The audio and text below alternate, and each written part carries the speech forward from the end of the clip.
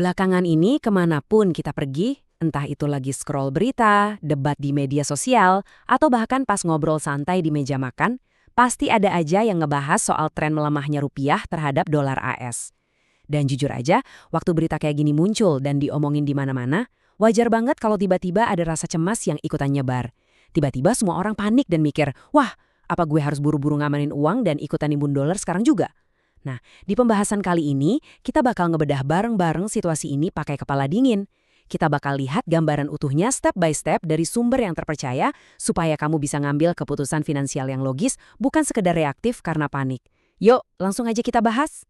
Angka 17.597.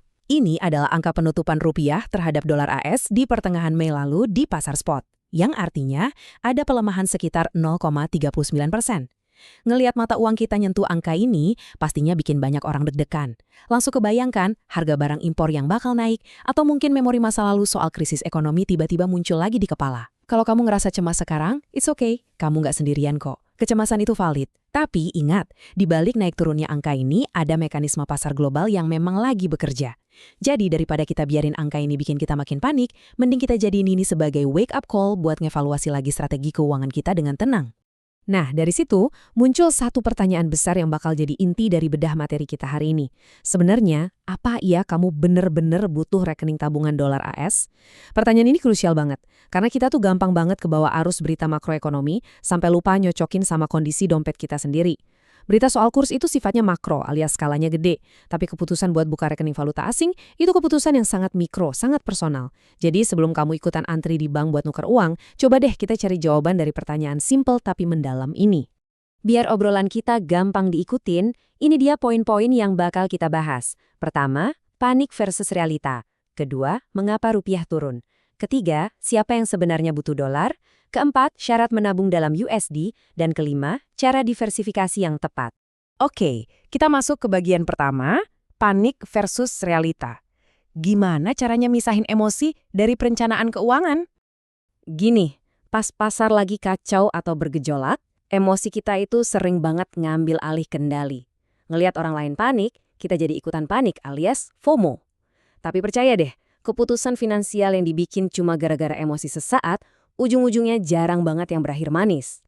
Rista Zwestikakir Passwords, seorang perencana keuangan dan juga founder Finante.id, ngingatin kita banget soal ini. Beliau bilang masyarakat nggak perlu panik atau buru-buru ngambil keputusan ekstrim, kayak tiba-tiba mindahin seluruh tabungan seumur hidup ke dolar AS. Nggak gitu mainnya. Fokus utama kita itu harus selalu balik lagi ke tujuan dan kebutuhan keuangan rumah tangga masing-masing. Fluktuasi pasar emang bakal selalu ada, tapi rencana keuangan keluarga kamu pantang banget dirombak asal-asalan cuma karena ngelihat berita hari ini. Lanjut ke bagian kedua. Mengapa rupiah turun? Mari kita lihat gambaran besar di balik angkanya biar lebih paham. Nah, buat ngilangin rasa takut yang berlebihan, kita harus ngerti dulu nih, kenapa sih hal ini bisa terjadi? Kalau menurut analis mata uang dan komoditas Ibrahim Aswaibi, pelemahan ini sebenarnya dipicu sama kombinasi sentimen eksternal yang lagi kuat-kuatnya. Ada tensi geopolitik di Timur Tengah yang lagi memanas, terus adanya tren penguatan dolar AS di seluruh dunia. Jadi catat ya, bukan cuma rupiah kita aja yang lagi tertekan. Ditambah lagi, tren suku bunga global emang masih tinggi, plus naiknya harga minyak dunia. Kondisi-kondisi eksternal inilah yang numpuk dan akhirnya berdampak ke mata uang kita. Jadi ini murni reaksi dari kekuatan-kekuatan global yang lagi saling bertabrakan, bukan semata-mata karena ekonomi lokal kita yang lagi lemah. Masuk ke bagian ketiga, siapa yang sebenarnya butuh dolar? Waktunya nemuin di mana posisi keranjang keuangan kamu. Sekarang coba tarik napas dan balikin fokusnya 100% ke diri kamu sendiri. Ingat, situasi keuangan tiap orang itu beda-beda. Di satu sisi, siapa sih yang beneran butuh dolar di kehidupan nyatanya? Menurut Rista Zestika lagi nih, punya tabungan dolar itu emang make sense dan bagus banget buat kamu yang lagi nyiapin dana pendidikan anak di luar negeri, sering traveling ke luar negeri, punya bisnis impor, atau lagi main di investasi global. Di sini punya USD itu langkah yang pintar dan strategis. Tapi di sisi lain, kalau seluruh gaji kamu dibayar pakai rupiah dan kamu beli beras, bayar listrik, jajan kopi juga pakai rupiah, mindahin tabungan ke dolar itu cuma bentuk kepanikan aja. Malah kamu nambahin risiko rugi dari selisih kurs waktu kamu harus nukar balik dolar itu ke rupiah buat kebutuhan sehari-hari. Nah, kamu sendiri masuk di kategori yang mana nih? Bagian keempat, syarat menabung dalam USD. Yuk kita cek dulu daftar periksa keamanan finansial kamu. Katakanlah, oke, kamu sadar kalau kamu emang punya kebutuhan masa depan pakai dolar. Eits, tunggu dulu. Para pakar keuangan ngingetin banget kalau ada syarat wajib sebelum kamu ikutan ngumpulin mata uang asing. Langkah 1 dan 2 yang ada di sini, itu ibaratnya harga mati. Kebutuhan hidup harian kamu dan dana darurat itu wajib udah aman dulu dalam bentuk rupiah. Kenapa? Ya logika aja, kalau bulan depan ada kebutuhan mendesak yang harus dibayar, kamu bayarnya kan tetap pakai rupiah. Kenaikan dolar ini baru bisa kamu jadiin momentum buat diversifikasi kalau kebutuhan dasar dan dana darurat kamu udah benar-benar kokoh. Kalau 2 hal itu udah aman, barulah silakan masuk ke langkah ketiga. Mulai nabung dolar secara rutin, nyicil, dan bertahap.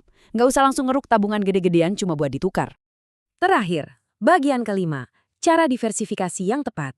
Kita bahas instrumen apa aja yang aman dan resmi. Buat kamu yang udah mantep bilang, oke, checklist tadi udah aman, aku siap ngamanin dolar, please jangan kepikiran buat nyimpan dolar segepok di bawah kasur ya. Pakar keuangan sangat merekomendasikan buat pakai jalur resmi aja lewat bank. Kamu bisa buka rekening tabungan valuta asing atau falas yang bikin dolar kamu tetap liquid dan gampang dicairin. Kalau mau ngejar bunga yang lumayan, bisa lirik deposito falas. Atau buat yang emang udah pro dan mau ngambil resiko, instrumen investasi berbasis dolar kayak reksadana USD itu juga ada. Tinggal disesuaikan sama profil risiko kamu. Tapi balik lagi ke prinsip awalnya, diversifikasi itu dilakuin pelan-pelan dan bertahap, bukan sekedar mempertaruhkan modal secara impulsif karena ikut-ikutan tren.